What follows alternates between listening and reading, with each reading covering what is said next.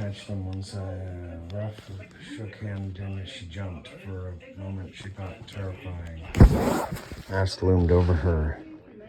It was night. It took Damien a moment to pull herself together. The pygmy motioned that it was time to depart. She had fallen asleep, remembering a life that seemed far removed and abstract. The first day of their trek had given her hope. Damien was in Bafia territory and luckily still walking free. True, they had 2/3 of the journey ahead of them, and they'd reached the site of the revolt. And they'd soon come across villages where the medical teams had been more conscientious, and would therefore be full of blind people and malcontents.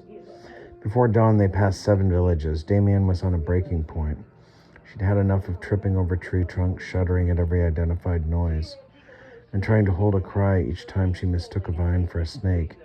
She hadn't washed since she'd left Yaoundé, and so she lost the right to complain about any odor whatsoever, and hygiene was no longer a priority for her.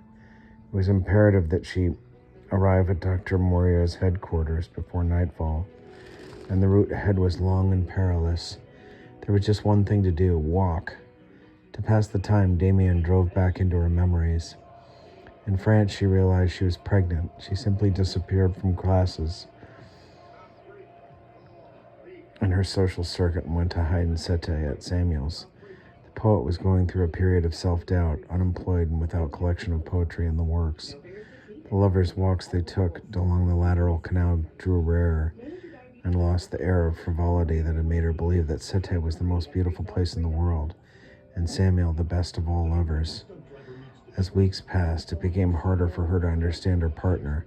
He accepted odd jobs that he'd frequently deemed below him, and even before you could glimpse the first hint of round belly, she adjusted to spending her days alone. That's how Damien plunged back into writing.